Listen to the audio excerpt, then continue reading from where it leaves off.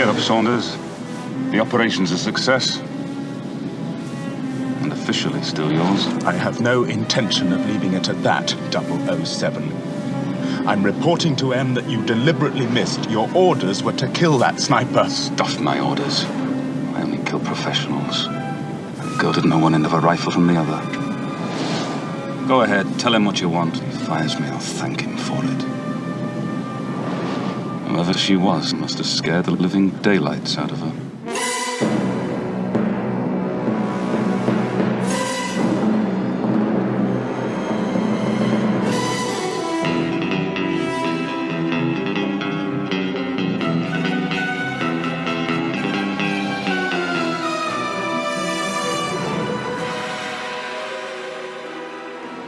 You were supposed to be in Istanbul last night. I'm afraid this unfortunate lighter business has clouded your judgment. You have a job to do. I expect you on a plane this afternoon. I haven't finished here, sir. Leave it to the Americans. It's their mess. Let them clear it up. Sir, they're not going to do anything. I owe it to Leiter. He's put his life on the line for me many times. Oh, spare me this sentimental rubbish. He knew the risks. And his wife? This private vendetta of yours could easily compromise Her Majesty's government. You have an assignment, and I expect you to carry it out objectively and professionally. Then you have my resignation, sir. We're not a country club, 007. Effective immediately. Your license to kill is revoked, and I require you to hand over your weapon. Now.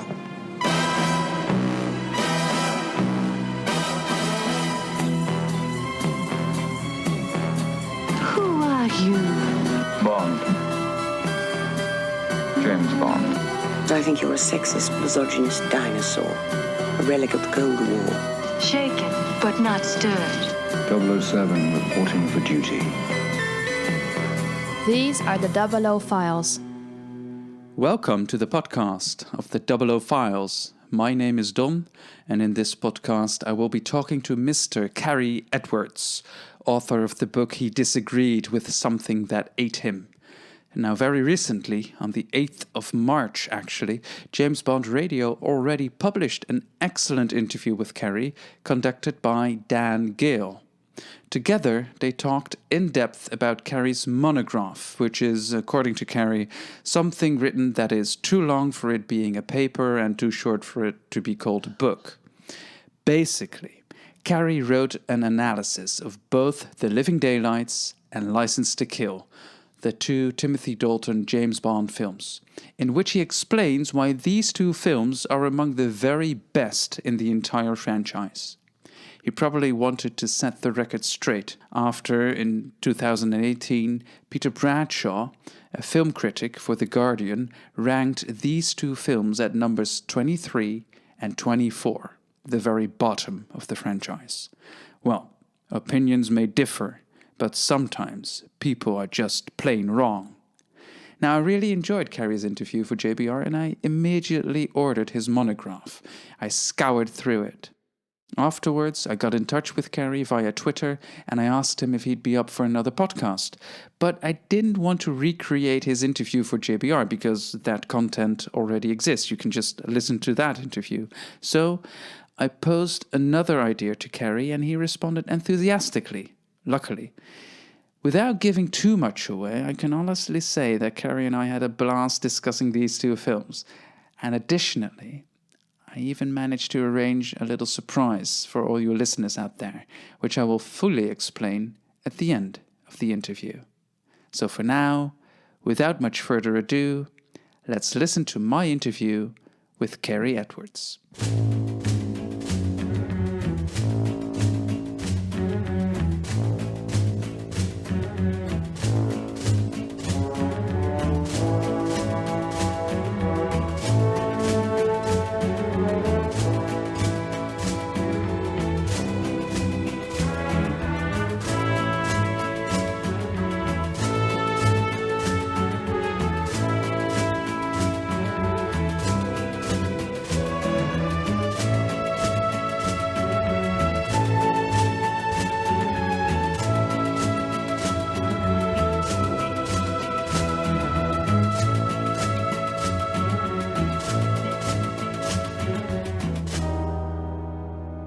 Mr. Cary Edwards, welcome to the podcast of the Double O Files. I'm so thrilled to talk to you.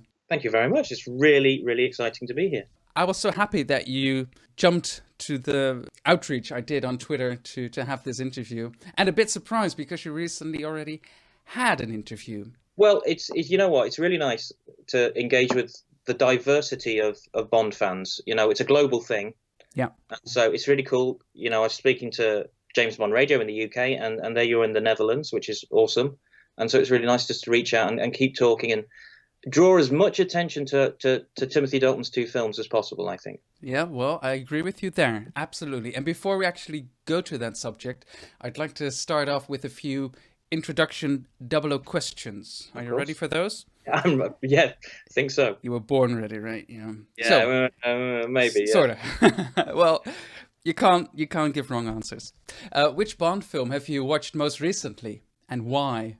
It was Spectre, and it was on TV. And I'd come home, I'd had a really long day, and it was on because the Bond films just play constantly on UK TV. They're just always on. And I thought I better give Spectre another chance because I didn't like it. I've only watched it a few times. And I still don't like it. Can you pinpoint it? I think it's slow. Yeah. I find the pace of it very slow. But it's long, though. It is long. So it feels like there's not enough story for the length of the movie. Mm. I don't like this, and it's a trend in cinema I've seen a lot, where everything has to be connected. So Blofeld can't be Blofeld. He has to be connected to Bond in some ways. Something has to be. And, you know, having read Fleming's novels and liking that, I didn't like that. I found it makes everything too connected and too kind of neat. And you know, I'm happy with Blofeld just being a bad guy. He's allowed to be a bad guy. And I'm disappointed with the action. Other than the train fight, which was decent, I thought the car chase. Yeah, the car chase. Yeah, well, it's just, again, slow. Yeah, I know what you mean. And then the escape from the crater. Would it have been better if, like, 100 ninjas showed up at the crater? Well, I think 100 ninjas improves any situation, doesn't it? But I don't know if it was the editing, and the ending feels a bit tacked on as well. And it seemed really odd to me, the movie, that it sort of just lacked pace and everything seemed very slow. And I remember reading about it, that the post-production for the film was very short, because they had a very short window to finish the film. And I do wonder whether, given more time, they would have gone in and actually tightened the film up. But it's happening, and it's all Christopher Nolan's fault. Probably. For making The Dark Knight, which is terrific. But everybody's like, oh, let's make movies really long because that somehow makes them better. It's like, actually, no. You know, if you can do it in 120 minutes, do it in 120 minutes, you know. People will still be happy if it's a good film. So, yeah, I've softened my attitude to it a bit. That's good. But it's not, I'm still disappointed by it. Well, that's a shame.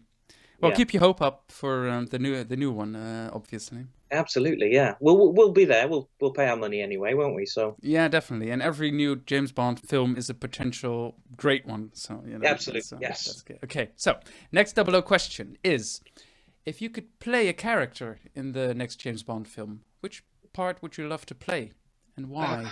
You know what? I think, given my age and expanded waistline, I think the days of being secret agents are behind me. So I think I could work in Q Branch. I'd be quite happy. Sure. I've got glasses on, which works for me.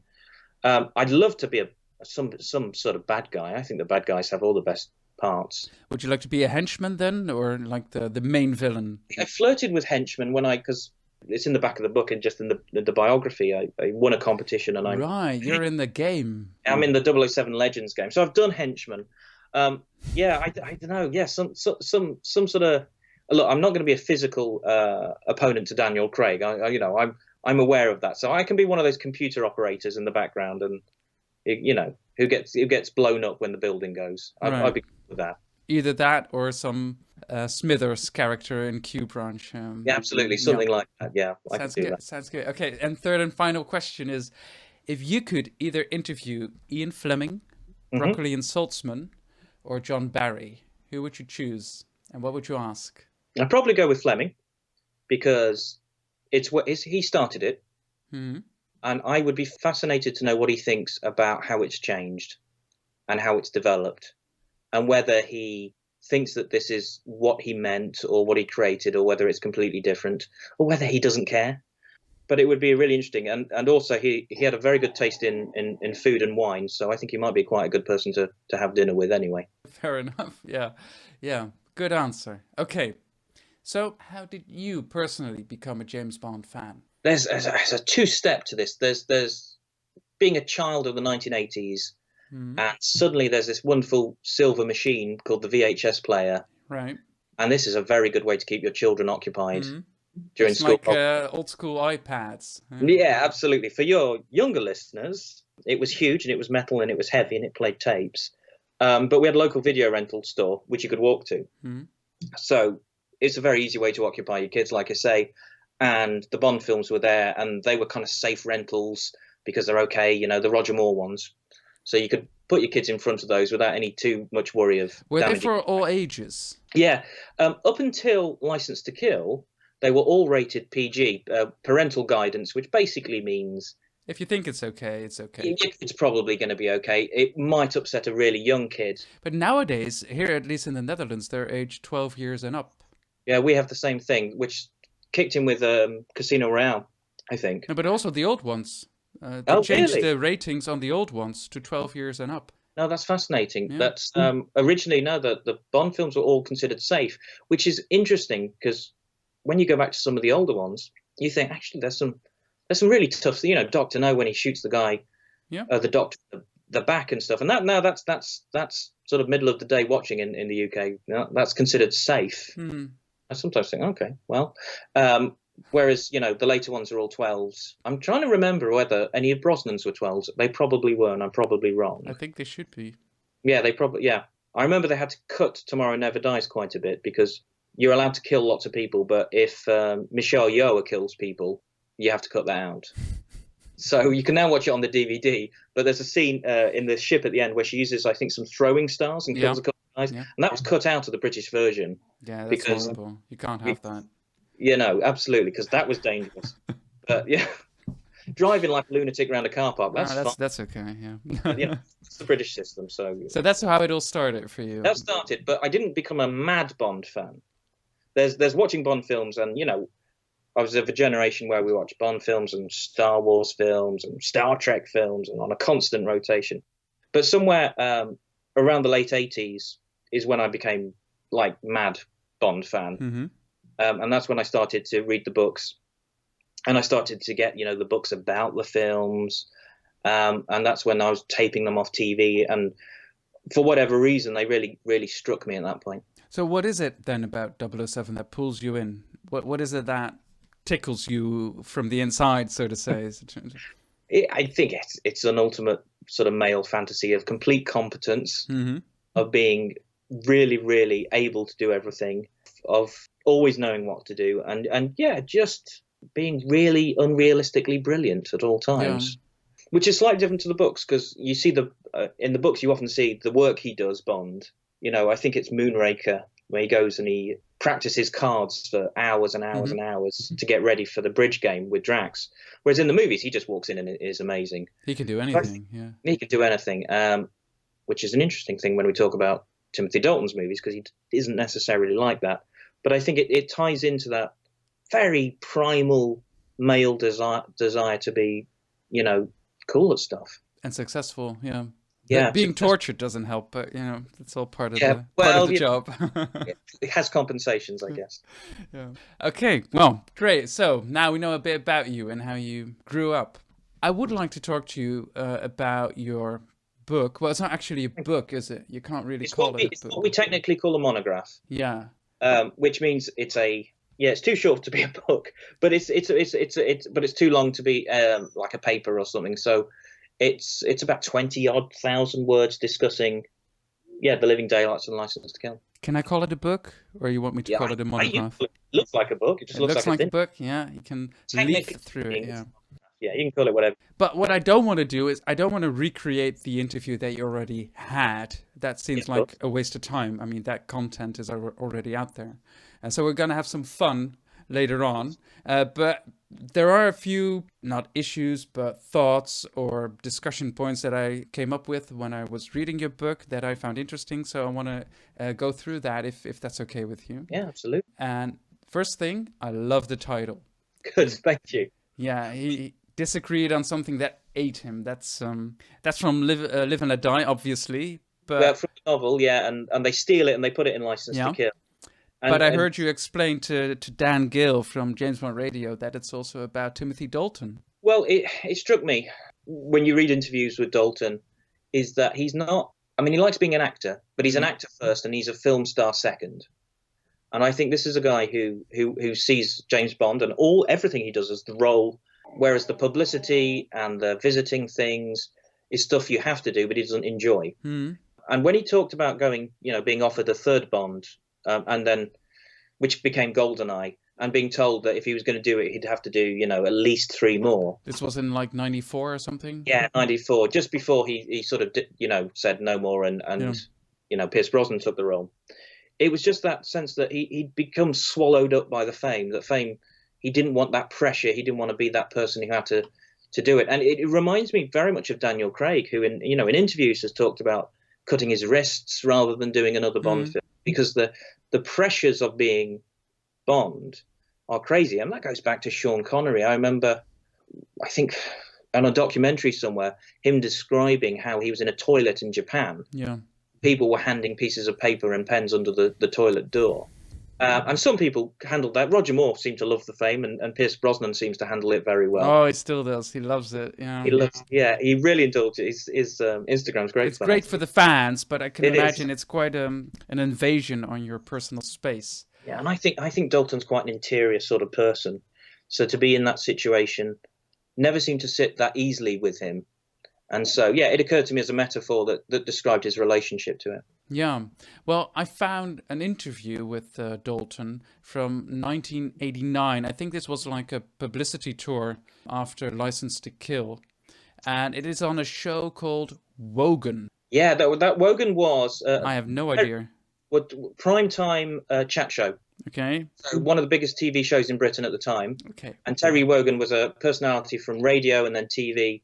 So this was your Friday night, 8:00 in the evening sort of TV show. Okay. Well, if you see the clip on YouTube, you can see that on the couch, there's also Robert Davi, Albert Broccoli sitting there, Timothy Dalton is sitting there. There's a lady sitting there as well, but I can't recognize who it was. It might be who plays Lupe. It might be her. I'm not sure. Her name has disappeared. Isn't that typical? Yeah. But I know who you mean. Yeah. And then Dalton is asked to come on the stage and to take place on the couch, and he starts talking. And I have a small audio clip from that I'd like you to listen to and see what that is. Did you get involved in much of the stunts yourself? I like to get involved in everything, yeah. That sequence you've just shown, I had to learn to scuba dive for. Well, that's great, isn't it? Yeah. Well, I think it's important that the audience identify with Bond. Of course. Yeah. And if they can see that he's there, then they will. Yeah. What about... You look Jesus Christ, I'm terrified.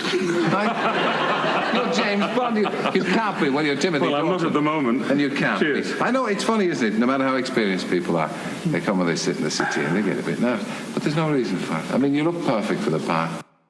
That's it. That's nice, isn't it? I mean, he's so honest, and he comes out and he says it. Oh, I'm so nervous, and I can completely relate to that. And it's really interesting, though, from a PR point of view, he's not doing what he's supposed to do. I finally caught up with the Becoming Bond, the sort of documentary about George Lazenby, which I really enjoyed. I only watched it last night, and it reminded me of Dalton watching Lazenby just go, you know what, I'm going to grow a beard so people know that I'm not James Bond. So yeah, this is a level of fame that eats you up, I think. Yeah. And some people love it and some people hate it. He's very eloquent, Dalton. He speaks very well. He does, I think. Well, he's a classically trained actor. Now, it's interesting. He comes from North Wales, a place called Colwyn Bay. And now, this is a personal connection, which I didn't talk about in the book, but my family's from South Wales. So I felt like, oh, there's a Welsh James Bond. This is cool. But if he was speaking in a Welsh accent, it's interesting. He lost that. Now, he also lived in Manchester for a bit, and sometimes you hear a bit of Manchester, I think. But yeah, he has a very strong voice, actually, a really strong voice. Very commanding as well. Very much, yeah. Yeah. Lovely interview. I have another clip in a few moments, but first I want to talk to you a bit about what you wrote. Thank you. Forgive me if I mash up your words, what you wrote, but you described The Living Daylights as being a rather generic Bond film. At least the script was, considering the producers were still searching for the new tone after the departure of Roger Moore, and also uncertainties about who was to become the new 007. Yeah. Now, John Glenn has said on record that if the film would have been made with Pierce Brosnan in the lead, as for a long time he was to be the case, the film would have been pretty much exactly the same as it is now. Do you think that's true? There are bits that I find difficult to imagine Brosnan doing. I'm sure he would have done the flying carpet, though. That is exactly. I think that would have stayed in. But I think there's that scene, and in the emails you mentioned it in your notes, the death of Saunders, where he gets the balloon and he pops the balloon, and then he leaps over the fence, and he's got the Walther out, and he nearly, looks like he might shoot anybody who comes across him. Yeah. And there's a certain rage underneath that I don't think Brosnan ever quite inhabited, and there's a certain realism to it. And I think any director works with what's in front of them, and if the actor's giving you something and it's working, they're going to go with it. Yeah. And I think Brosnan would have given something else. Now, it might have worked, but I find it really difficult to imagine. Although I sometimes watch GoldenEye, which I think is the best of Brosnan's films, and I think it's by quite a long way the best of Brosnan's films. And I think some of the emotional content and the action in that feels quite Tim Dalton. That the fight with 006 at the end is incredibly physical, but the scene where he's running around the library as well in Russia, again, is quite very impactful. And then there's conversations about Bond's past and the deaths of the women and stuff, and they're quite Dalton to me. So it's an interesting sort of slippage between the two. Having said that, I've watched other films where Pierce Brosnan is in, like The Tailor of Panama. Yeah. And he can be quite a different actor. I think he's perhaps an underrated actor, actually. I quite like Brosnan as Bond. I don't really like some of his films. Most of them are okay, actually. I like him as Bond. Yes. But I also like it that he didn't start before GoldenEye. I think he needed that extra decade to feel comfortable in his body and everything. Have you seen, I think it's called Fourth Protocol? Yes, with Michael Caine? I think so, yeah. He is the bad guy from the IRA. Yes. Yeah. And that was made in 86 or something. So Something it's like around the Daylight's time. Yeah. And he's still so young, so It's funny because boyish. if you look at the Remington Steele, the TV show, he looks so young, and he is too young. I think he would have looked very fresh-faced, and especially after Roger. Yeah, absolutely. Well, yeah. Roger, bless him, was getting old, wasn't he? Well, I mean, I love Roger Moore, but by A View to a Kill, you can kind of see the stunt double. You really know that it's not him, and you lose that. I think sometimes that suspension of disbelief disappears. Yeah. Do you think that Dalton changed the generic script to a distinct Bond film? I think when you look at the films and you think about the sort of the tonal shift. Yeah. I mean, the action in the film in Living Daylights and is not that dissimilar. It's still like dangling out the back of the plane, but there is a sort of tone of seriousness. His reaction to M, how he feels about his job, how he treats the women. That's all quite different. Yeah. And I think that's you see that in The Living Daylights, and you see that even more in License to Kill. And I think License to Kill is where they go, okay, so we're gonna go with this idea of Tim Dalton as James Bond, and we're gonna run with his character, as opposed to that slightly more generic feel that The Living Daylights has. But I do think there are moments, those character moments in The Living Daylights, where you feel like, yeah, this is very different to anything Roger Moore would have. To me, some outstanding moments are, like you just said, the death of Saunders and how he copes with that. Also, the sniper scene at the beginning, also with Saunders, in fact. Yes, and absolutely. He's really annoyed by the guy. He's like a complete idiot, but it has to put up with him. And I love their conversation in the car when he's thankful if M will fire him for it. And sets the tone. It And does. one of the standout scenes for me is the confrontation with Pushkin. Yeah. When the mistress comes in and the guard, and that's very tense. It's tense, it's brutal, and it's very direct. Yeah. He doesn't waste any time. No. And I mean, a lot of people criticized Dalton when he came out, certainly when he started doing it, for the lack of humor. But you think, but these aren't humorous things. He is killing people. Or, I mean, he doesn't kill Pushkin in the end, but he, you know, and you got the sense that I never really believed that Roger Moore would kill anybody, but I really do believe that Timothy Dalton would. Yeah. And I think that intensity is quite different. Yeah. What do you say to people that now say that Dalton was ahead of his time? He was paving the way for what Daniel Craig is now doing. What are your thoughts on that? I think it's just really interesting that what people criticized 30 years ago, they now say is terrific. I think that's really interesting. For me, it makes me feel like Dalton was ahead of his time. He was slightly ahead of the curve in that. It's interesting that also that with Daniel Craig, they went back to Casino Royale. They went back to Fleming. They found the last novel they'd never done. And that's, you know, it's all in the books. And I think I quote Dalton. He says something like that. It's, you know, it's all there. Go back to Fleming, you read it. This is a man who kills, and he smokes and he drinks and he has sex with lots of women, as you know, partly as a way of dealing with those things. So yeah, it's just one of those twists, isn't it? It's why does it work now and not then? But I think, and something I do talk about in the book is the marketing, because the marketing for License to Kill was terrible. Yeah. They also released it in the middle of the biggest blockbuster summer ever. So you had Batman, Indiana Jones, I think Ghostbusters 2. Lethal Weapon 2, you know, it was just crazy. And then they didn't really tell anybody that this was a different sort of Bond film. And so if you did go and you were expecting the Bond films like you'd had before, you'd be annoyed because it's not what you expected. But if you're the sort of person who wanted to go and see it, well, you didn't know that it existed because it wasn't really advertised. John Glenn, I think, was quoted saying that when he was going around, you know, touring, looking for marketing, he said he saw a few posters in bus stops and that was it. He felt like nobody really said License to Kill was out there, and it suffered because of that. It particularly didn't perform that well in the US, I think. No, and I think that's being in the middle of that release date. They have this thing in America called Cinema Score, where they get people to, you know, test audiences in and they grade movies, and it got brilliant scores. Yeah. I can't remember exactly, but the test audiences loved License to Kill. Do you think they understood the word revoked? I don't know if that's a myth or not.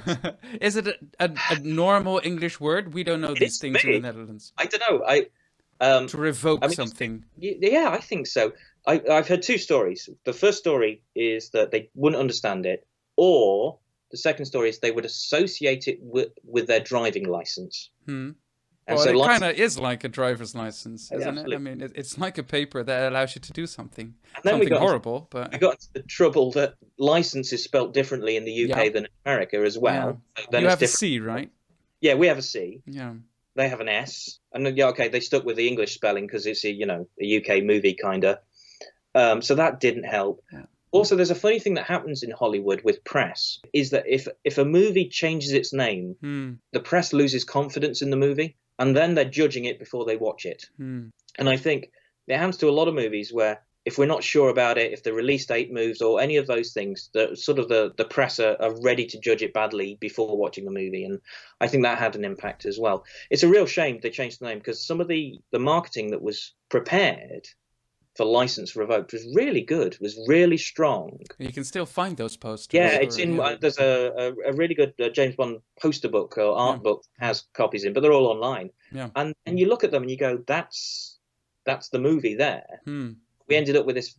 The American poster is before Photoshop, but it's got that cut and paste, lazy feel to it. The UK poster was a bit better. But it's really disappointing. I'm going to go slightly back to my original question about Dalton paving the way for Daniel Craig. And to some extent, personally, I go along with that. But I also find that Dalton's portrayal is rather different from Craig's because I find Craig's Bond to be quite distant and lacking emotion. Yeah. But Dalton's Bond is full of emotions. And you can really see them in his facial expressions, in his body language, in his eyes. You can see the inner conflict there, his thought process.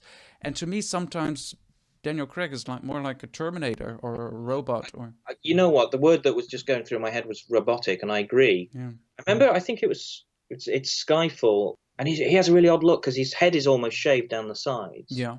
And he's a huge guy, and he doesn't look like James Bond at that point. He looks, more like a Terminator or something. You know, Skyfall was re-released last week here in the cinema for some special event, just for 1 week only. And I saw it again in the cinema, and I thoroughly enjoyed it. But I noticed this one scene where Silva is trapped inside the glass cage at MI6.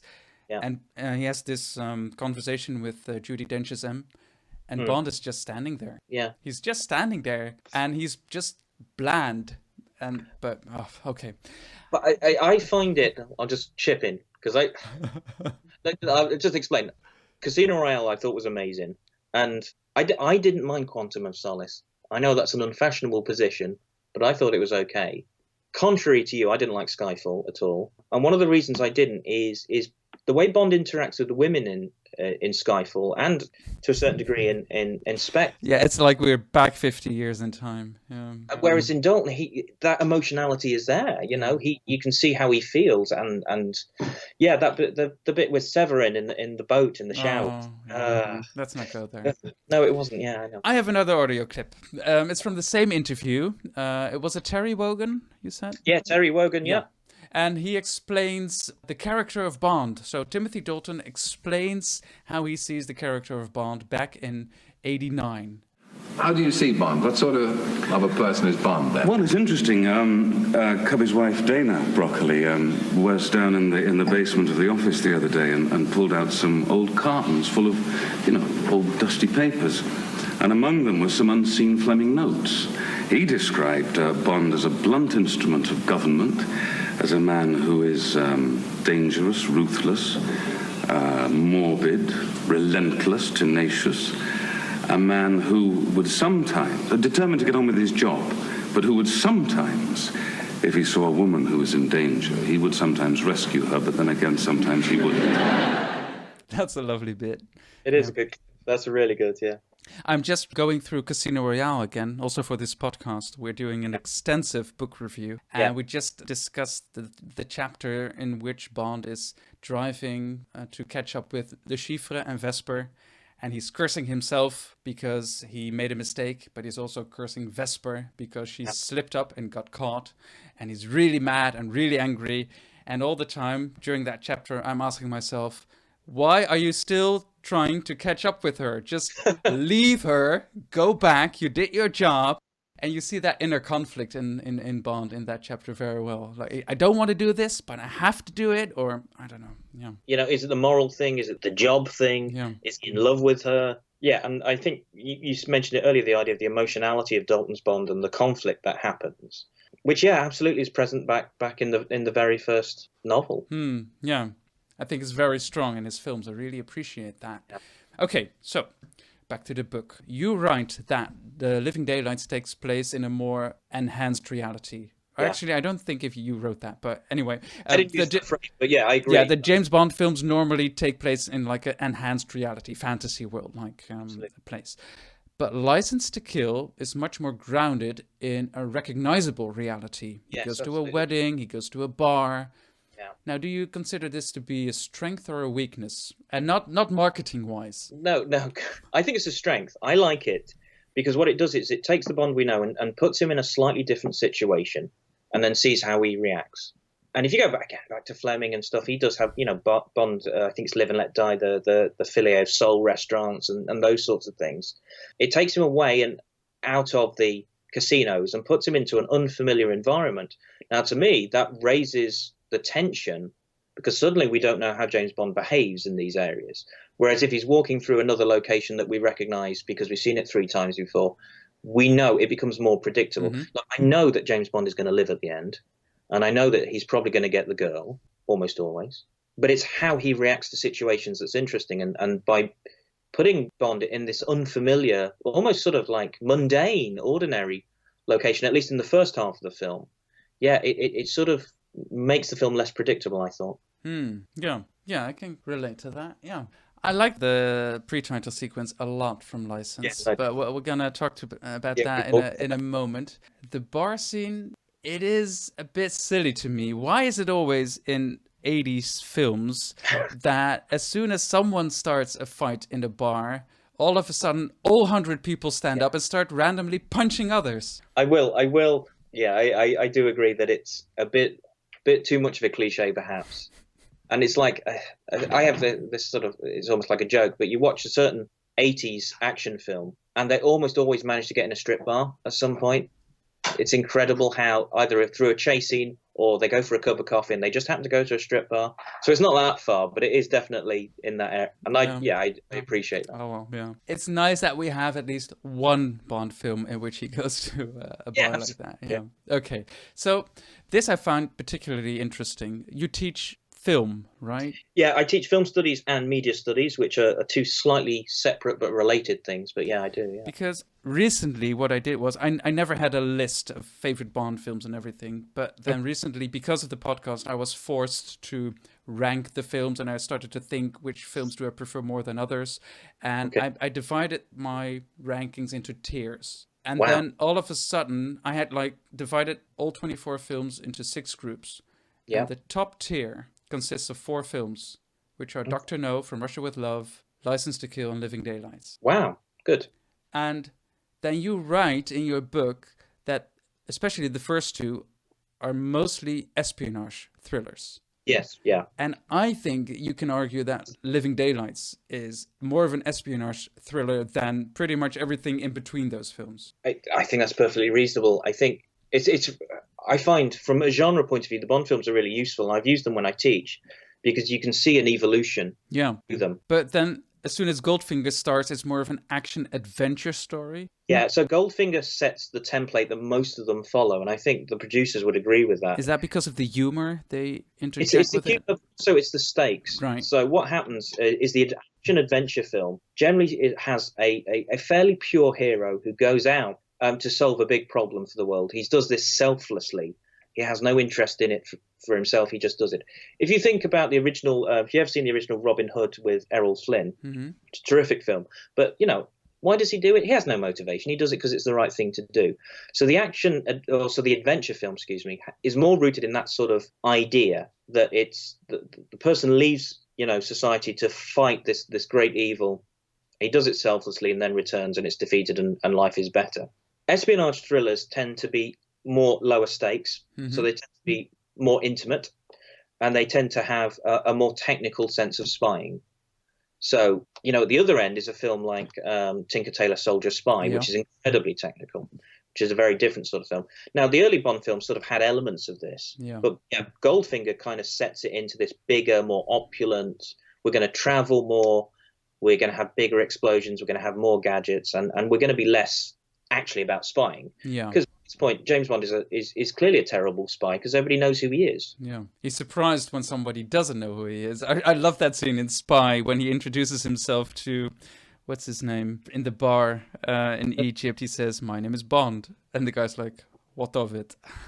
Yeah, I love that scene. And I think it's a very clever way of dealing with that problem, just to undercut it. Yeah. So by The Living Daylights, they're reintroducing actually spying. We're saying, maybe this guy can't walk into every bar and get a martini. Maybe it's a bit more underground, and the stakes are still quite high in the Living Daylights, although quite complicated. And it is quite a complicated film in its motivations of the bad guys, because you have the drugs deal and the arms deal and the interconnectedness of these things, and then the links to Afghanistan and all that sort of stuff. By the time you get to License to Kill, that becomes what I think is more like a pure action film. And the action film is much more about a personal stake, a personal relationship. So you could compare it to Die Hard. Die Hard, yeah. If you think about Die Hard, what Die Hard's really about is about a guy getting back with his wife. Yeah. It's a very personal movie. Okay, he saves everybody else, but the goal and the final scene is all about his wife. That's what it is. Probably, one of the first proper modern action movies is Dirty Harry, which starts off with him trying to solve the case, but it becomes again a personal battle. It becomes about him versus the killer, and that's really more what the action movie is this personal conflict between two people, often with a revenge element in it. So do you think License is the first real action Bond film? Yes, basically. I think it's the first pure action movie, whereas most of the movies mix action elements and adventure, and then espionage or a little bit of science fiction in some of them. If you want to go to Moon, Oh, sure, why not? why not? Yeah. And so it's a slightly different thing, and I think that was quite jarring for the audience. Yeah. And it makes it a different experience to watch. So it didn't help the ticket sales. No, I think not. There's a concept, and I mention it in the book, that a guy called John Ellis came up with, and it's called narrative image. And narrative image is the idea you have of the film before you go and see it, and you judge the film not necessarily on the film you see, but how it compares to the film you had in your head. A good example of this is the film, the Tim Burton film Sweeney Todd. Now, when that came out in the UK, it was advertised as a horror. Nobody really mentioned it was a musical. So people were walking out the cinema asking for their money back, and cinemas were putting signs up saying, this is a musical. Now, maybe those people would have liked the musical, but it's not what they wanted. That's kind of where License to Kill sits, is people wanted more of the same, and here as a film decided, no, we're going to do something different. We're going to shake up the formula. And then the people went, oh, no, I don't like that. But, 30 years later, we're liking it. And a similar thing happened with On Her Majesty's Secret Service, which for years was the unloved stepchild of James Bond. But actually, loads of people now think it's in the top 4 or 5 Bond films. I think it's funny if you look at the first 5 films, they progress kind of linear into developing into more fantastical storylines. Yep. And Majesty's was the very first time they decided we can't go bigger, we have to go back. Yeah, well, it's back with your point earlier about ninjas, hundreds of ninjas, hundreds of ninjas, a rocket into space, and a hollowed out volcano. Where do you go? Exactly. And it's the same problem happened with Moonraker. Yeah, or Die Another Day. Or Die Another Day. Yeah, where do you go after you get that big and that loud? And you have to make some sort of decision, and reality is the thing that seems to kick in at that point. Yeah. I love this talk, but I have to round off this section because we have to start with the next section. But to end this part, I have another audio clip. It's an extract from the documentary Everything or Nothing from 2012, the 50th anniversary of the franchise. And in it, Timothy Dalton talks about his interpretation of James Bond and how he tried to change what came before him. So he has some perspective now. It's been 25 years, I think, since License, or Daylight, So let's listen to that, and then we can briefly talk about that. The first question you ask a producer is, what do you want of me? Do you want me to carry on in the vein that's been set, or do you want to set off on a new course? The safe, the easy answer is to say, stick with it as it is. In which case, I guess I'd have said no. Roger was brilliant at what he did, but I couldn't simply copy what he'd done. The movies have become somewhat pastiche. Before you go too long, you've become a parody of yourself. You've lost depth, you've lost texture, you've lost contradictions. You start to get shallow. What makes these movies work? What is it that got them going? You've got to go back to the beginning. Here was a hero who murdered in cold blood. Bam, bam, bam, bam, bam. The dirtiest, toughest, meanest, nastiest, brutalist hero we'd ever seen. This is what started those movies. I wanted to bring people back to believing in this character, to bring my reality to it. I guess I've always liked a challenge. Do you think he takes himself a bit too seriously?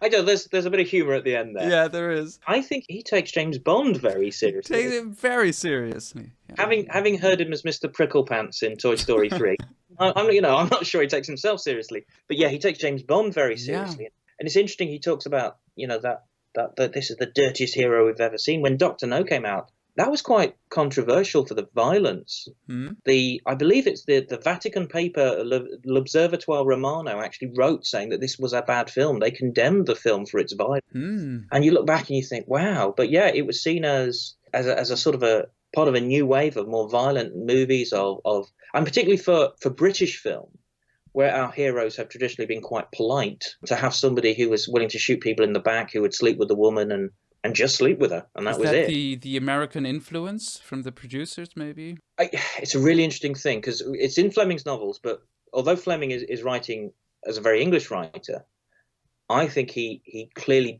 took some stuff from American writers like Raymond Chandler, and I believe he knew Chandler, and they talked about writing. And Chandler liked the Bond novels because he found them to be sort of much more, I guess, full-bodied or red-blooded than your traditional English writer that's quite cold, and certainly in the spy genre, of the thriller genre. So it's there, but you're right to mention that the Bond films, although we think of them as quite British, are actually, you've got a Canadian in Harry Saltzman, you've got an American in Cubby Broccoli, and they brought an American or Hollywood level of production value and understanding to these films.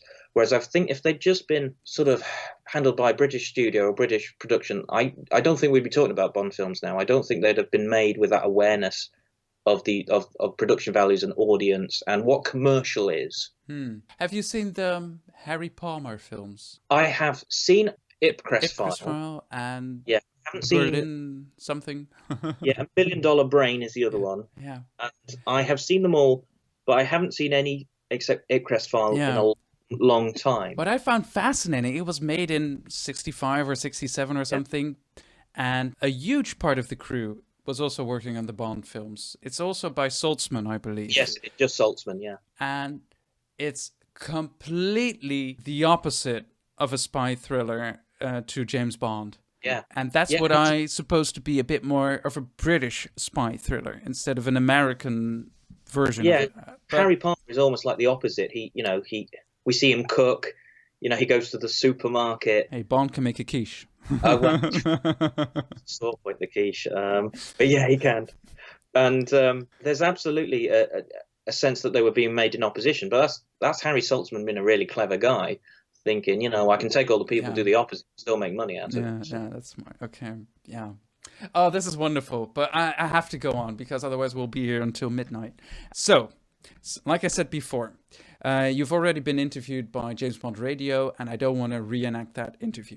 So when I approached you, I came up with an alternative idea for this podcast. Very good idea. What we're going to do is we're going to pit The Living Daylights against License to Kill to define once and for all which of these two is the better. Okay. Now, I'll be defending The Living Daylights because somewhere deep down, I think I prefer that one. And after reading your book, I think you slightly prefer License. Yeah, no, that's an absolutely fair assumption, yeah. Okay. So in order to do this, we will go through 11 James Bond elements that I came up with. Yeah. I could have picked 10, I could have picked 50, but I had to decide on something. And the interesting thing is that we'll go through the films element by element, and then we can decide whether or not we'd like to declare Daylights or License the winner for that element. So because it's an odd number, one of the films should come out on top of the other. But we can also assume, let's be fair, that you choose something else than I choose. So we'll see. Absolutely. Okay, so we'll discuss each element and we'll see who wins. And the first one is Timothy Dalton as Bond. Yeah. Now, would you like to start for License to Kill? I think License to Kill gives us a different Bond. Okay, he started in The Living Daylights, but License to Kill, we get to see Bond in a brand new environment. He's off duty. He's stripped of his professional power. Q turns up and helps him, but this is Bond pretty much on his own, trying to do something very personal. Obviously, there's a personal aspect with the lighter thing, but something I mentioned in the book, which I think ties in, is Della, in a sense, represents Tracy, so his dead wife. And the death of Della is so upsetting to Bond because he's still dealing with that. So for me, this Bond is not just an action Bond and a really exciting character, but he's also bringing with him the sort of the full baggage of the whole franchise and dealing with that. And that's a depth to the character that I don't really think you find anywhere else. I like the reference to his being married before, after the wedding, when Della's checking with her husband, like, what's going on there? I like that. Before we had the idea of Easter eggs for Bond fans, that's a good example of that. Is we all we're going, oh, okay, oh, he was married. Yeah. Your casual viewer, it kind of means something. It doesn't mean something. Yeah. But I think it really resonates. And they do mention Tracy's death a couple of times. You know, it's in Spy Love Me briefly. And I think, and he visits her grave at the beginning of Your Eyes Only. But I think this film actually, it's there underneath that this is a guy who loved somebody and lost. And he's seen his best friend have the same thing. And that drives his emotional sort of reaction to the story. Yeah, good points. Fair point. Yeah. Now, in Daylights. Yeah, go on. Timothy Dalton's first outing.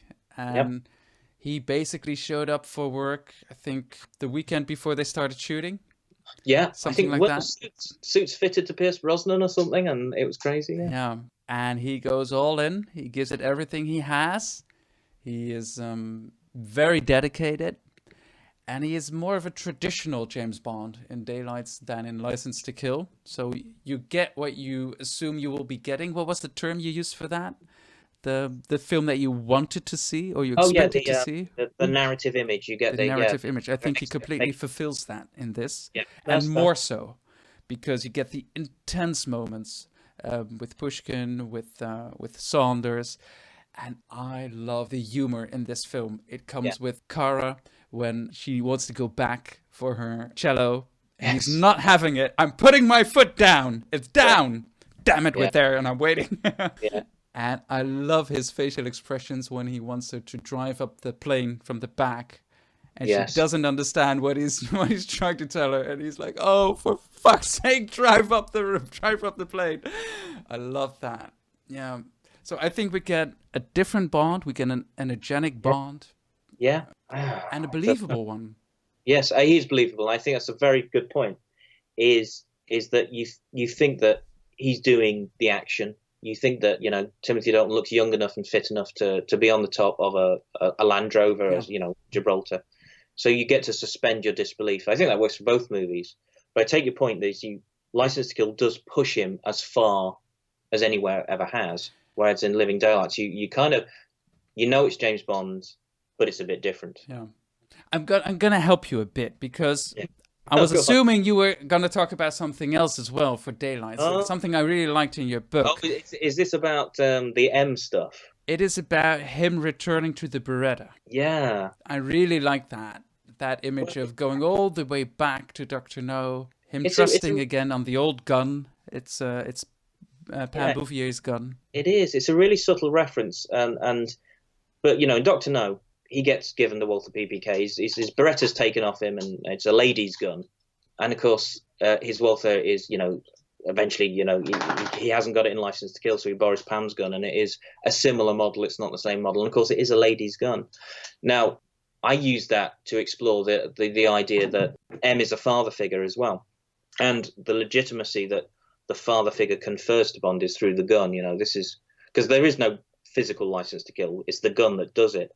And he takes that away. But in a sense, Bond then becomes an independent figure. And by taking back a gun similar to what he previously had, it's like reclaiming himself and becoming an independent agent rather than a tool or a sort of a blunt instrument of the government, as Dalton was describing it. So if you have to choose, which film is better, Timothy Dalton as Bond?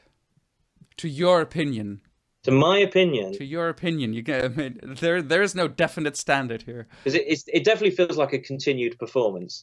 The thing we've not mentioned, which I think is really good in The Living Daylights, is the romantic element. Is he plays the romance very well. And I think the development of the relationship with Kara is really good. But, you know, I prefer License to Kill. I'm going to say that. You know that. Okay. And based on everything that I pointed out, I think I'm going to stick with Daylights. So I'm going to keep score here on my notepad. Okay. So that's 1 for Daylights for me, and that's 1 for License to Kill for you. Okay, cool. Okay, fair enough. Let's go to the pre-title sequence. Brilliant. So we have the training exercise in Gibraltar, which is, to me, the perfect pre-title sequence. Tell me why, please. Because you have double O's. Yep. That's good. Yep. Okay. That's good right there. Okay. You have Paul Weston not only doing stunts, but also proclaiming the perfect sentence, "Hey, hold on, you're dead," which is brilliant. You It's great have little, yeah, it's a little monkeys walking, climbing around. You have the perfect image, the perfect shot when Timothy turns around and all of a sudden he is to be revealed as Bond. Yeah, You have absolutely. the action, you have humor, you have tension, you have great music, and at the end, you have a beautiful lady on a boat, and you have the Bond, James Bond. It's just a perfect little mini mission. It is. I think it's fabulous. The only problem I have, and it's a problem with some of John Glenn's work generally, is there's a bit of a back projection while Dalton's doing some, he's on top of the Land Rover. You can see that it's being done in a studio and it's not being done. Those were the 80s. These were the 80s. Otherwise, I can't really complain about that. The action is good. The introduction is brilliant because it's really low key. It's a very interesting introduction. Is that they he's definitely a professional. He's on the job. He's doing it. You get a really good explosion, and that's always a good thing.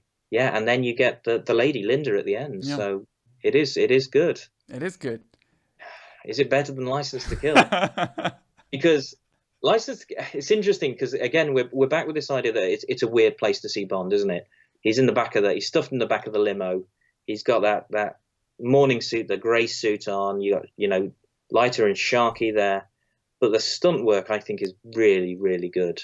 When he dangles from the fishing of the plane, the fishing scene when he dangles up to that point, it's just good action, and then you're like, okay, first time you see it, what on earth is he going to do? And then he just throws himself out the helicopter, dangles, and hangs off. And then you have that really cute moment right at the end where Bond and Leiter get down to the wedding, and the bridesmaids gather up the parachutes like they were the trains on the brides' dresses. I think it's a really cute, funny.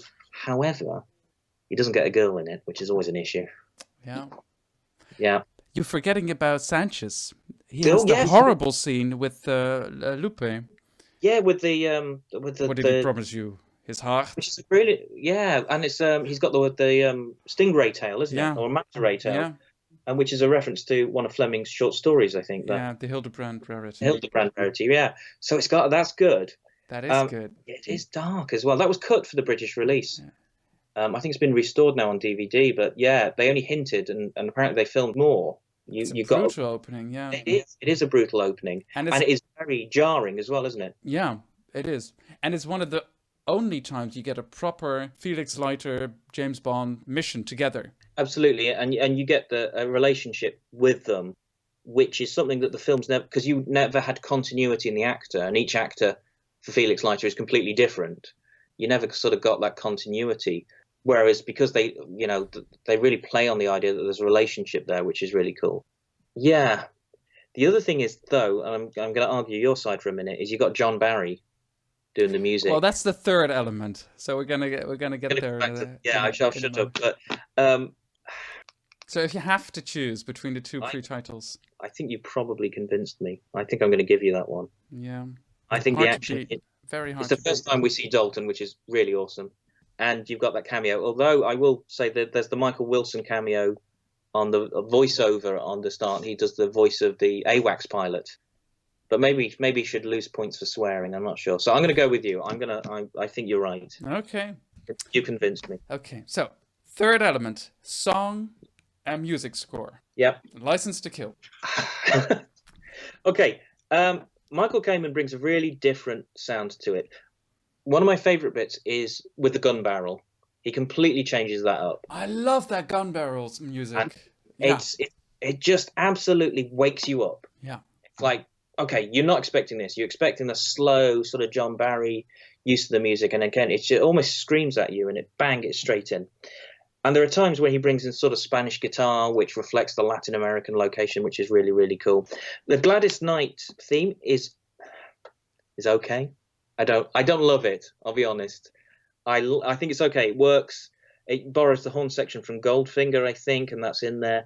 But there's always been this thing that's annoyed me about it. When she sings "License to Kill," there's a sound at the end that almost sounds like there's a T at the end of it. It's the background vocals, I think. Yeah, so it always sounds like "License to Kilt."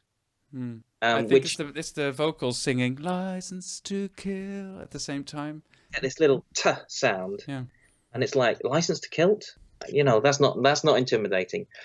But Kamen brought a slightly different sound to it. He integrates the Bond theme in pretty well. You even hear it in the gunshots hitting the tanker at the end. Oh which is yeah, quite, that's a lovely nod. so it's just a last little nod.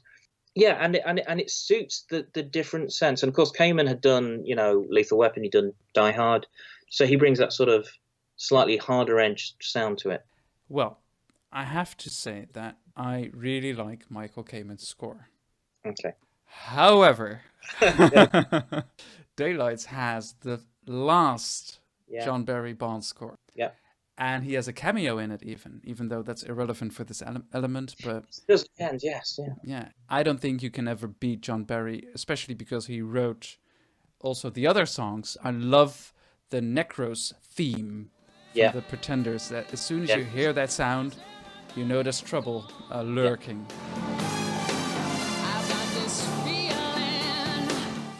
And he has a third song, I believe, even also for the Pretenders. Man, which is the sort of the romantic theme. Yeah, exactly that one. Yeah.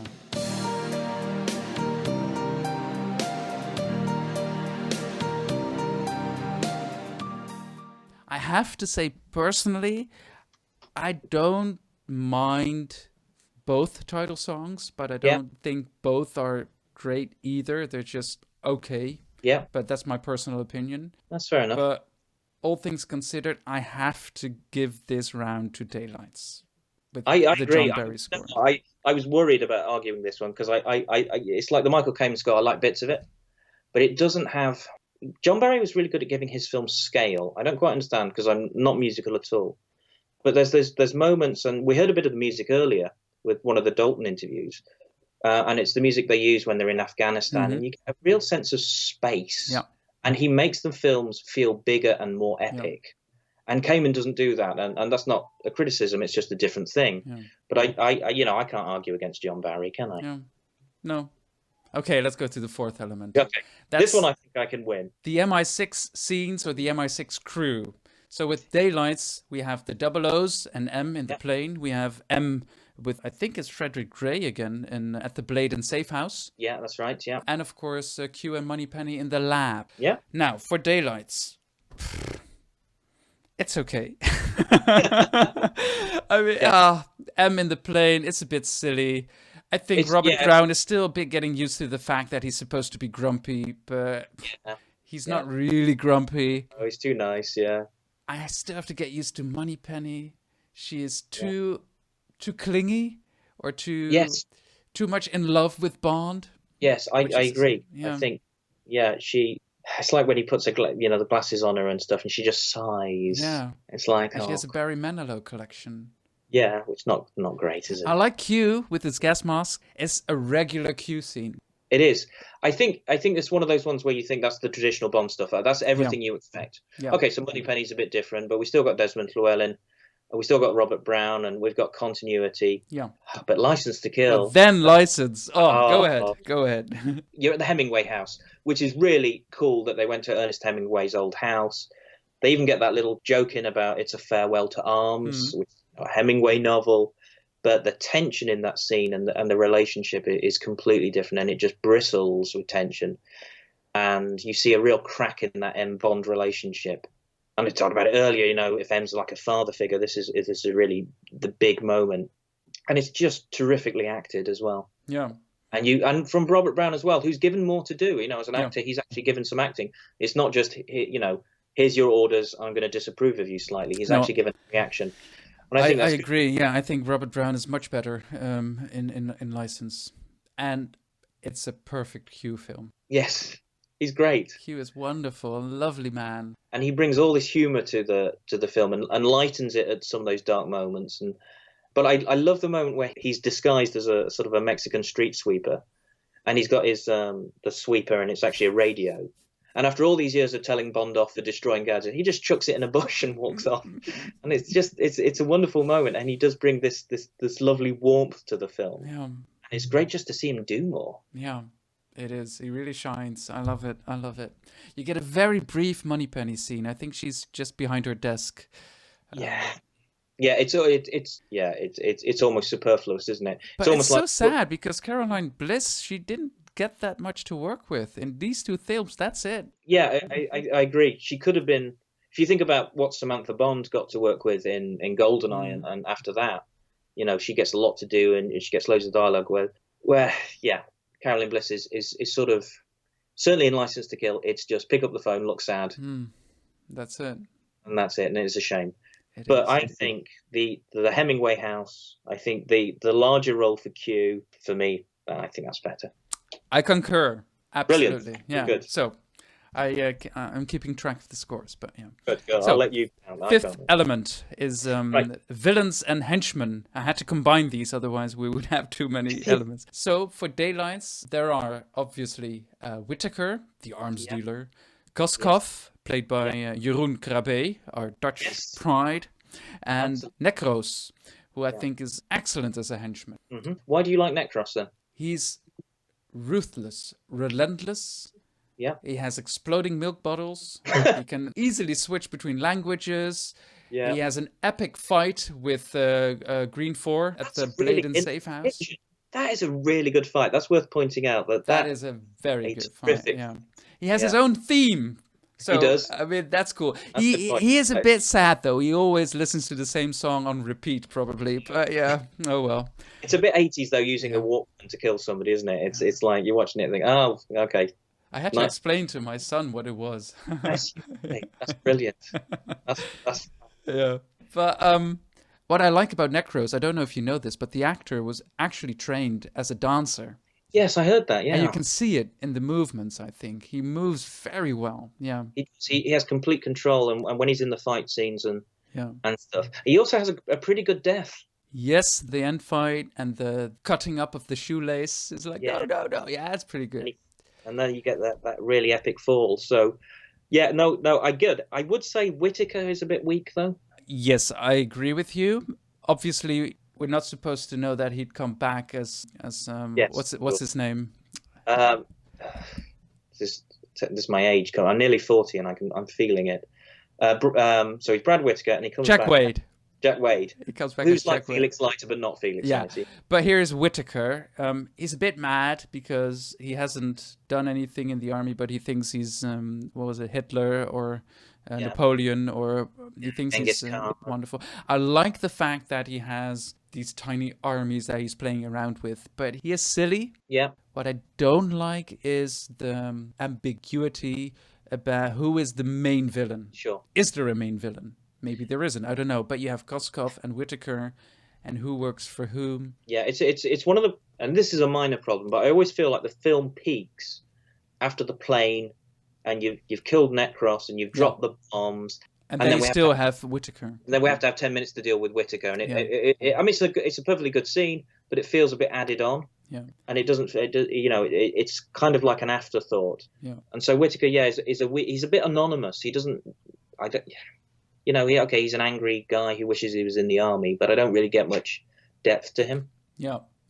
Koskov, he is a sly devil. He is. I like the performance. He's a bit of a caricature in an otherwise serious film. Yeah, he lightens it. I think you can really tell that the actor was having a lot of fun. Yeah. And it's interesting because he doesn't die. What is that? What is a diplomatic bag? I've heard several explanations. Some people assume that he's sent to his death. Other people assume that he's sent to Siberia, or... It's not clear, is it? No. I remember reading an interview with... I'm going to say this badly, but is it Jeroen Krabbe? Or Jeroen Krabbe. Well, with him. And he was like, well, he said, Koskov's not dead. Can I come back and do another Bond film? Sure. So as far as he's concerned, Koskov is alive. Yeah. But the diplomatic bag as a metaphor could mean absolutely anything you wanted. Okay. So, all things considered, the villains are a bit of a mixed bag. Yeah. Not too bad, not too outstanding. Amazing henchmen. Yes. Better henchmen than lead villains, definitely. Yeah. And then we got Sanchez in License to Kill, who is, I think, really good. Oh, man. And he has a journey. Bond villains don't usually get journeys. Bond villains are bad guys, and but there's this really interesting journey of Sanchez, of his whole world just falling apart as the movie goes on. He starts the film kind of cool. He's not worried about being arrested. He knows what's going to happen.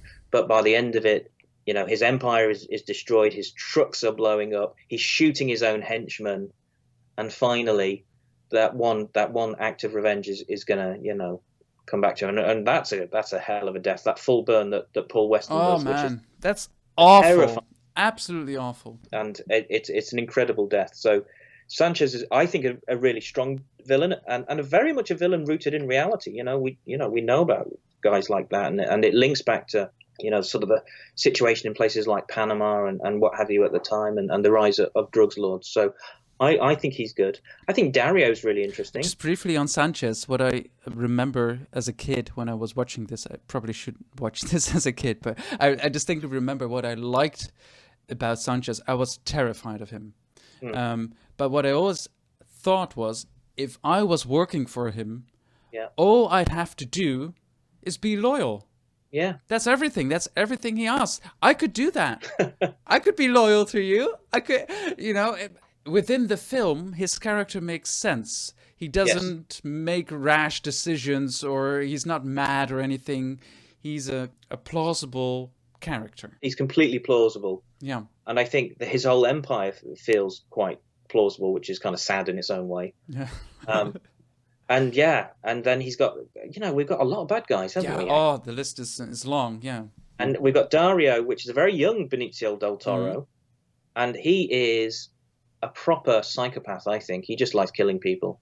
He's, he wants to kill Della, the guy, right at the beginning with the heart. And again, another quality death where he's put through the mincer. So he's cool. Crest is an interesting one. He's just a bit of a slimy, unpleasant sort of guy. Heller maybe is the one who lacks depth. Truman Lodge is fun. It's very 80s, but he's that yuppie suited investment banker type. I am always so grateful when he is shot. Yes, he's been annoying us all the way through. And you're kind of like, yeah, I'm glad you killed somebody, Sanchez. Kilifer is interesting because you've got the double cross. I quite like Professor Joe as well. I love Professor Joe. Bless your heart. A lot of humor. Yeah, absolutely. And that's Wayne Newton, who's like a Las Vegas guy or something, a casino owner.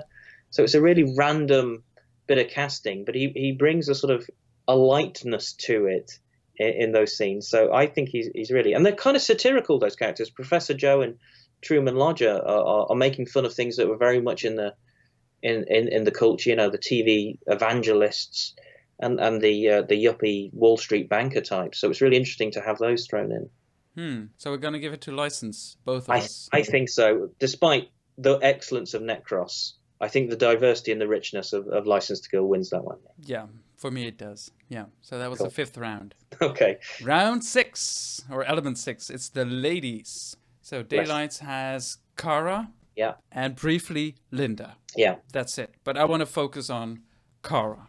Okay, go for it. I love Kara. Yeah. Because she's not part of this world. She's just dragged into everything that's happening. She's very naive. Yeah. In a way, you kind of hate her in the beginning. How can you be so stupid? How can you be so gullible, so naive? But she turns out to be very strong-minded. Yes. Very powerful, very determined, Yeah. courageous, especially in Afghanistan, where she's riding on her horse after James when no one else wants to help her. And she's almost Forrest Gumping her way through the entire Afghan scene. But she's going for it. And she's not afraid. And she's not this helpless woman. She has a perfect story arc. You see her inner conflict with Yorgi. I'm in love with Yorgi, but I also like you, James. What's going on? So I think she's very well written. And I like it that she's not from that world. I think it's really interesting. Something I talk about in the book is that often Bond girls do the opposite. They start off quite competent. Yeah. And you think of Anya in Spy Love Me. She's supposed to be this brilliant spy. She's a female. Tiffany or Goodnight. Yeah. Tiffany just turns into, it becomes useless overnight, doesn't she? Sort of. Whereas Kara does the opposite. She actually grows as a character. Yeah. She develops, and I think that the romantic relationship between her and Bond is they warm to each other, and that develops. It's not one of those instant wow. Yeah, they're going to sleep together things. It's a development and it's romantic. And I think Kara is possibly the best written Bond girl. Possibly, yeah. Let's leave it there. I think, well, Tracy's good. And we've got to talk about Pam and Lupe as well. Yeah, go ahead. Well, I like Pam. Pam is an interesting Bond girl because similar to Cara, she I think improves during the film. There's never a point that she needs to be rescued. There's never a moment where you think that she's useless. So she embodies a sort of a new model of woman who is self-contained and involved in the world. And actually, she's involved much more than Bond realizes. And he kind of screws a few things up. So we have her as a very strong woman and a new sort of Bond girl, whereas Lupe is kind of like the old Bond girl. It reminds me a lot of Domino in Thunderball. Yeah, the kept woman. The kept woman, she's abused. She wants Bond to rescue her. And so you have this interesting thing where Bond right at the end goes, I don't want that anymore. I don't want the kept woman who just wants diamonds and all that. I'm going to leap off the balcony into the swimming pool with a strong woman, the CIA agent, the woman who's my equal, as opposed to the woman who is not. And I think that's a really different thing again for a Bond film to do, to change that one up. Actually, Timothy Dalton had good leads. He did. Yeah. It's lucky, isn't it? But I guess that's the quality of the writing as well. You're giving actors the possibility of doing something interesting. Whereas, for some Bond girls, and I'm thinking of Stacey in A View to a Kill, she does nothing. I mean, that's a woman who can be crept up on by a Zeppelin. You're watching it thinking, you've got to notice that. Well, let's just be thankful we're not comparing Daylights and License to View to a Kill then. Well, that would be I think. But if you have to choose, have you made a decision yet? Yeah, I'm probably going to go with Cara. I am going to go with Cara. I thought you would. Yeah. I think Cara.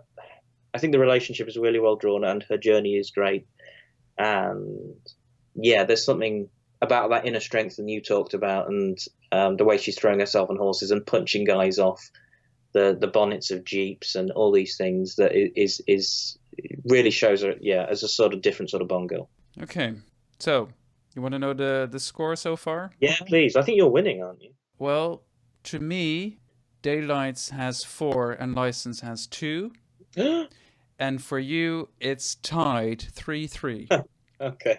So let's go to the 7th element, which are the allies. Yeah. So Daylights has several, quite a lot actually. Obviously Saunders in Vienna, Felix Leiter very briefly, Kamran Shah in Afghanistan, and Pushkin in a way. I put him in brackets here. Now I love Saunders. Yeah. I hate him at the beginning, like you should, and then by the time just before he gets killed, he's okay. Yeah, he's Bond's friend. They're mates. They want to go out, have a drink, have a good time. Maybe ride the Ferris wheel even once or twice. But he's okay. He's a good guy. He is. It's a nice journey, isn't it? It is a tiny journey in 2 or 3 scenes. That's it. And I think the actor really shines with the little he got. But that's nice. That's a nice little thing. And as soon as he's dead, you miss him. Yeah. It's shocking. It's like, whoa, what just happened? And it is a shocking death, actually. And I think it's a good point, is because we're so used to in these films, you kind of guess who's going to die and which woman's going to die. And actually, when Saunders died, it feels surprising and unlikely. And maybe Timothy Dalton's reaction helps as well. Because he runs up, he looks at the balloon, and he's outraged. Yeah, absolutely. And I think again that it's their relationship, isn't it? Is that they warm up to each other. Yeah. And Saunders starts to realise that Bond knows what he's doing, and Bond realises that Saunders isn't as bad as maybe he thought. Yeah. So I like Saunders.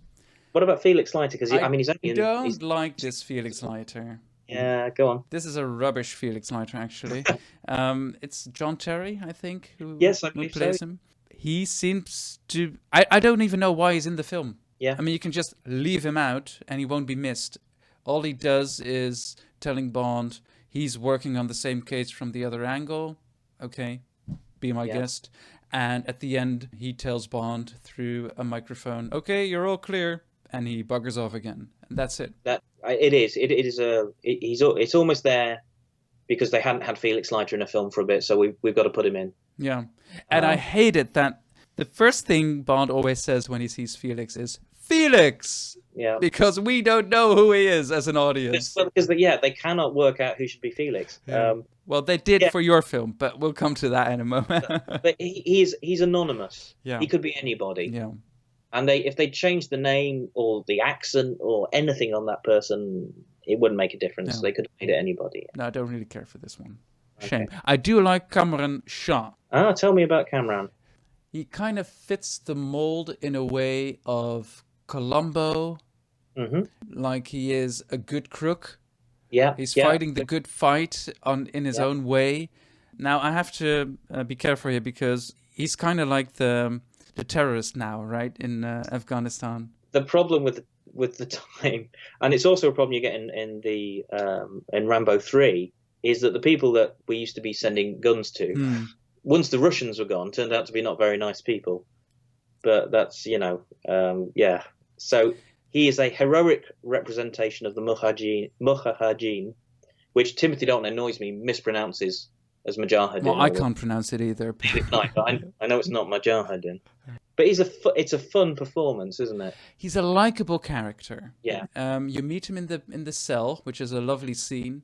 Yes. He is quick, though. I mean, how can he catch up with them later when they jump the fence? I never figured that out. But anyway, but he helps them. He has composure. He has presence. The actor does. And he decides to help Bond for some reason, which is nice. I think it's silly in the end when they make him go through customs wearing all those knives. And it doesn't make any sense. I mean, everybody it's just knows. A silly joke. Yeah, you don't go through airports like that. He should know that, but I like the character. And then I put Pushkin there as well. He's not really an ally, but he's not a villain as well. He's one of those characters that you felt could have come in another Timothy Dalton Bond film. They could have brought Pushkin back. He would have been an interesting person to bring in. And again, it's one of we talk about these journeys that the characters have, but absolutely, Pushkin is similar. Their relationship is even in the brief scenes evolves, and there's a professional respect between Bond and Pushkin. Yeah.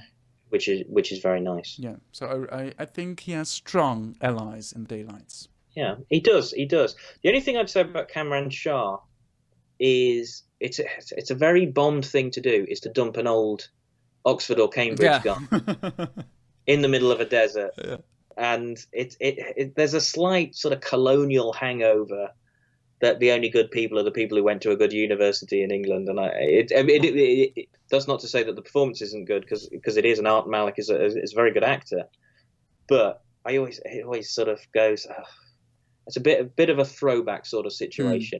Whereas we can't help these people because they need helping.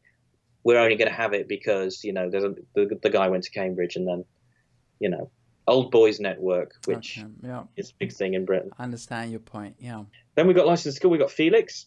So I think it worked bringing back David Hedison from Live and Let Die. It created a link to the past. I also think it helps that they give him something to do. I think most of the time Felix Leiter has never really had much to do other than it's what we call exposition. He's there to explain things. I'll turn up and say this, and this, and then Bond will do something. So I think giving him the marriage, giving him the wife, and that brutal scene where they dump him in the shark tank, which straight out of Fleming, and it was a very brave thing to do with a character, and made him, I think, by far the most memorable Felix Leiter.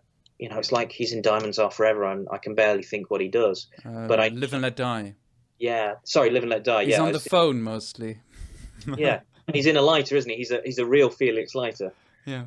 But here we've given an actor actually a role to perform, and he does it. You feel like he loves his wife, and the anger and the terror he feels when he's dangled in the shark tank is pretty amazing. Yeah, that's good. That's all good. What about the last scene, though? Yeah, it's... You know what I mean, right? Yeah, I don't mind that my wife was murdered. It does feel like he's got over his whole amputation, dead wife thing a bit easily, and I agree. It's the filmmakers trying to tidy everything up. Yeah. You can't tidy that up. You can't. It's only been a week or however long. You can't say, oh, well, he's okay now and he got over everything. And that brings us to Sharky, who's dead, bless him, which was a really sad death as well, because that's sort of typically small role. He doesn't have much to do.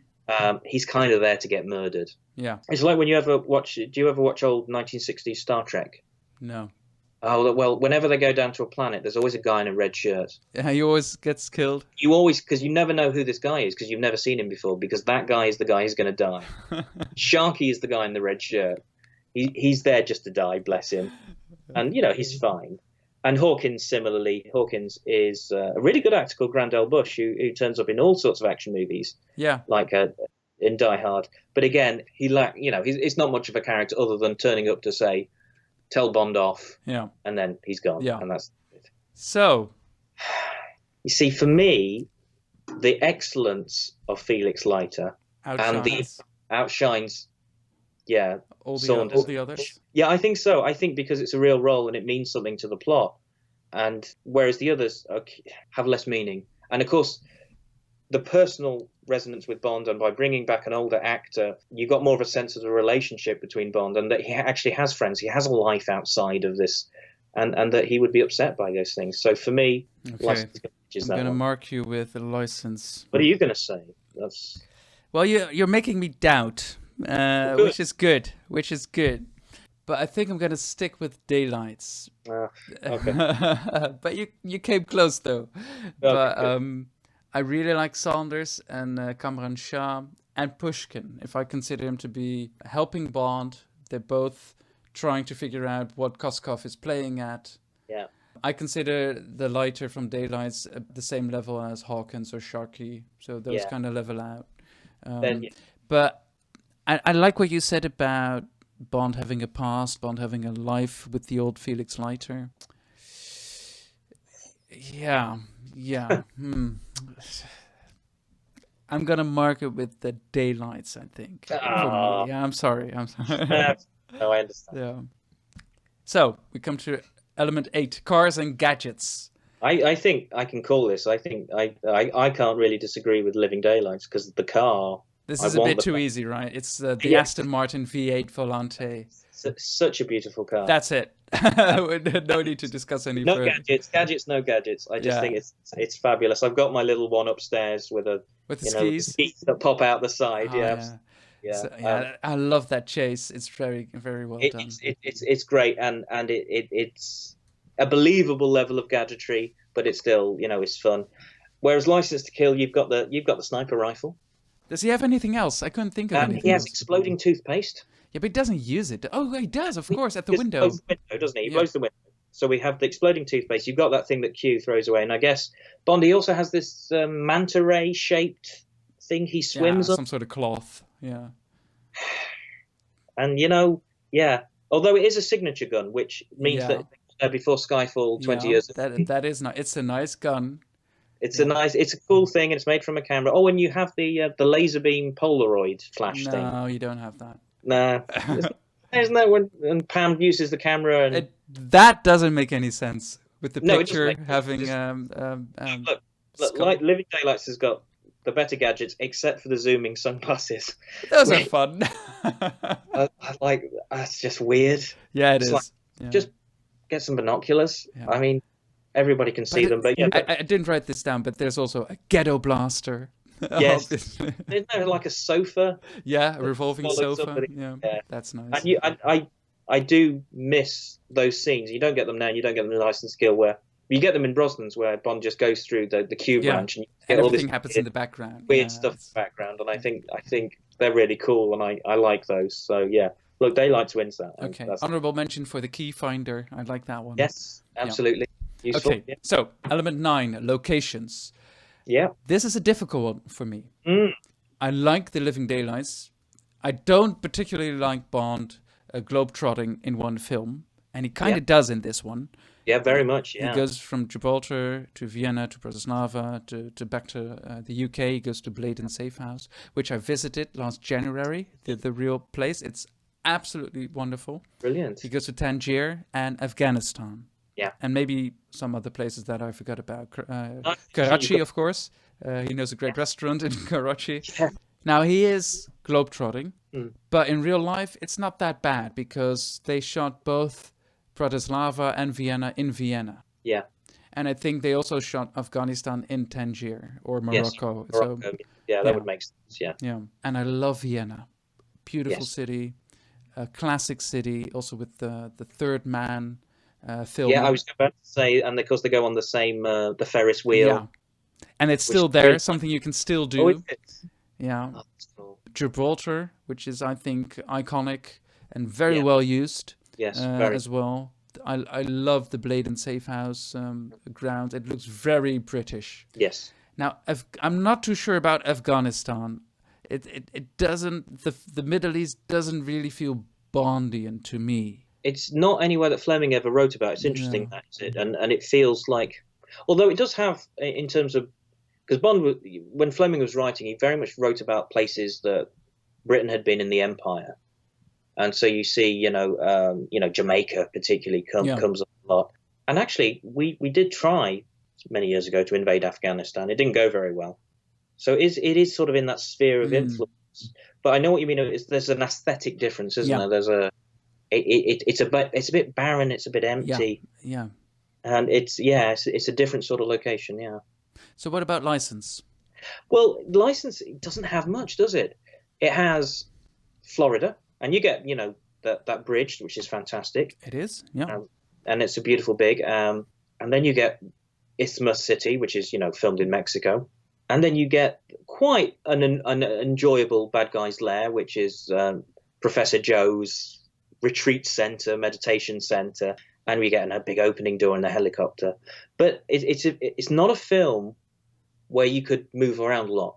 I think the location served the story, as opposed to maybe we have to move Bond through 5 countries because that's what Bond does. And I think sometimes, are we just moving Bond between a country because, well, it's a Bond film and he's supposed to go to a country and we have to move him? Whereas License to Kill, it's very tight, it's very specific.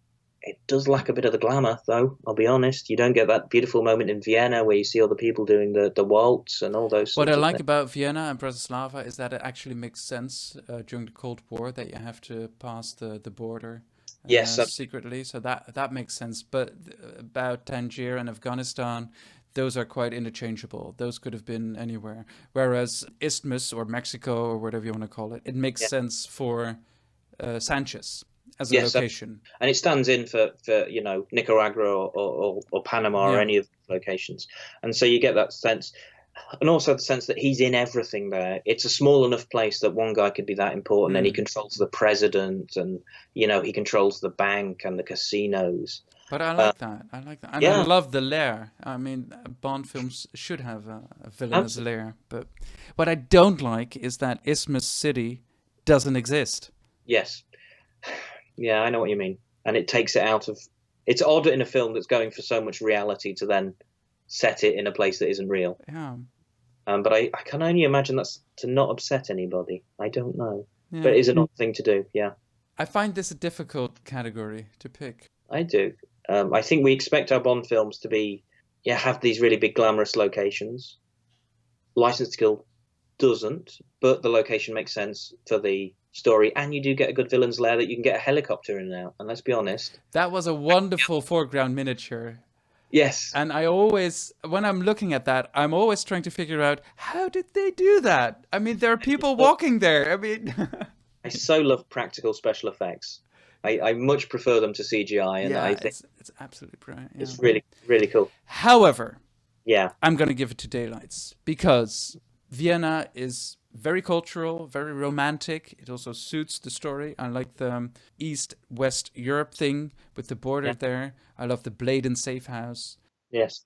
Yeah, you probably... and I don't like that Isthmus isn't real, but that's a very strange argument. I understand that. But if I have to choose, I'm going to go with Daylights. I think you convinced me about Vienna, actually. Well, you're going to go to Daylights? Yeah, I'm going to go to Daylights. What are you doing to me? This is terrible. Okay. So we're going to go to element number 10. We're nearly there. I've got the next one. I think License to Kill has the best stunts. Stunts. Well, actually, I'm in complete agreement with you. Because Daylights, it has the Jeep stunt at the beginning. I think the kitchen fight without Bond. It's an excellent fight, but it doesn't have Bond. A bit of cello skiing, which is great fun, but it is what it is. It's just fun. I love the Hercules plane stunt, especially the fight with the Necros. And I don't know if I missed any stunts, probably, but all kinds of minor stunts are there as well. There's stuff going on, and yeah, even that run across the rooftops in Tangier. Yeah. Where they cut out the magic carpet. Yeah. So there's always a lot of stunts, but License has excellent stunts. We talked about the plane fishing earlier, and it's brilliant. And when you're watching it, they shoot it. Obviously, like we all know Timothy Dalton's not up in the sky, but they shoot it from the right angle, so it really feels like he is. It feels like that we're watching Bond in it. It's slightly over the top, but credible, so you feel like it could happen. The water skiing's good, and again has a real good physicality to it. So it feels like, okay, this is possible. We're stretching reality, but I think the truck chase is the one. Yeah. I think the truck chase is absolutely epic. Yeah, it is. You get it on, the bit with a rocket launcher, and he tips it on one side, and then you get huge explosions. Yeah, absolutely brilliant. And I love the plane as well, the little Cessna hovering above the trucks. That is amazing flying. It is right there. Yeah, I always thought there was. Here's me criticizing people who've made a great movie, but there's that moment where the car comes off the cliff, his tires are on fire, and just misses the Cessna. And I always think they shot it from the wrong angle, because I don't think you appreciate how close that car was to the plane. And it's like that was a hell of a stunt that you've just. But the angle doesn't do it justice. I think you've undersold it slightly. But all the stuff on the tanks, on top of the tanks, and it's a great moment where he gets the truck back on, goes through the fire, and it flips up at the front, and you get the Bond music, and I think they really went for the stunts in License to Kill. Yeah, and I agree. I'm giving it to License for both of us. That was easy. That was good. So we're gonna come down to the last one, number 11, Flemingisms. Yeah, that's not a word. I made that up. But you can also use the word plot here, in my opinion. So basically, which film uses better parts of Fleming, or how are they incorporated, or how does the plot make sense? Now, before you're going to start, let me just tell you that so far you have scored both Daylights and License with 5 points. So it all comes down to this for you. Okay. Well, I know what my answer is, and I do think License is better. I think it's really rooted in Fleming, and I think you've got the Felix Leiter scene, which is from Live and Let Die, which is almost straight out of that. You've got the references to the Hildebrand rarity in the character of Crest and his boat, but also in the stingray tail that's used to whip Lupe. I also think it's in the spirit of Fleming, in that his books are more low-key than the movies. They are less spectacular. Yeah. So it brings it back down, and it reminds me of the novel Man with the Golden Gun, which was kind of unfinished when because Fleming died, sadly. But it's very similar, where Bond goes into a crime syndicate and starts to tear it apart from the inside. Yeah. And it ends up with the challenge between the two of them. And I thought, although it's ironically the first Bond film that isn't based on a title made by Fleming, it feels like the sort of thing that Fleming might have come up with. I agree with you. I really like the short story Living Daylights. Yes, it is a very good. And I think story. they did it well. They did it justice in the film. They changed it a bit, but not too much. And I think Timothy really shines in that scene. Yes. But License has more. And what I said at the beginning of this element, you can also consider the word plot for this element. And I cannot explain to anyone what actually happens in Daylights. And License to Kill is pretty straightforward. It was funny because in the back of the book, I put a plot synopsis. And I thought, I hope nobody reads this, because I know what Bond fans are like. They'll pick holes, which quite right. And actually, License to Kill, very simple. Yeah, you can write a plot synopsis. Living Daylights, I was like, okay, hang on a minute. We go here, we go here, we go here. And why is there an animal heart in there? What are those diamonds doing there? Now there's opium. Now there are arms. They've traded the money for diamonds. The diamonds are getting traded for drugs. The drugs are going to be sold. Does anybody actually buy any guns at any point? And it's a shame. Oh well. But all things considered, looking at these 11 elements, and again, we could have chosen different ones or more, but it's just a bit of fun, really. Yeah. For you, license wins. Thank God. That 6 would to have been 5. embarrassing. Good. For Only you? 6 to 5. Yeah. And for me, Daylights wins by 7 to 4. Oof. But it was close in a couple of these elements, so it might have been 6 to 5 for me as well if I decided with the allies or the locations a bit differently. So I think we can just conclude that we are all winners because we had 2 excellent films. Yeah, absolutely. And I feel I'm just grateful that we get them. Yeah. And that they exist, and particularly with license that they were brave enough to try that, because if you're sitting on one of the most successful, longest running film franchises in film history, it would be so easy just to do the same thing again and again. And yet both with Living Daylights and more so perhaps with License to Kill, they went, you know what, we're going to try something different. We're going to be brave and we're going to do that. And I'm really grateful for that. Yeah. And it has its 30th anniversary this year? This year, yeah, absolutely. I think they're going to show it in London. I'm gonna have to look out for that and try and get down there. It's a problem with license because it's also the anniversary of On Her Majesty's Secret Service. But I think they already announced the dates. You can already buy tickets. There's a theater in London for all the anniversary films. And I think Majesty's isn't until December. They're going to show Moonraker as well. I'd love to see that on a big screen. But, here in the Netherlands, we don't get these Bond films back in the cinema. It's a shame. Well, we had Skyfall then this week or last week. But it's cool, yeah. I'd quite like to see Moonraker. Moonraker was the Bond film that came out the year I was born. There you go. But in the cinema, that's wonderful. Yeah, I think Moonraker has a lot of flaws, but I actually think it looks great. I think the special effects are really respectable. Yeah. In that film, when you're in Drax's, hideout in South America and the rockets are launching, they look really good, and I would quite like to see it big. Yeah. Yeah. Well, it's easier for you than it is for me, so enjoy. I'd say. I will. I should do that. Okay. I think we should round off because otherwise we're going to keep talking for hours and hours. So, do you have any other plans for the future concerning 007?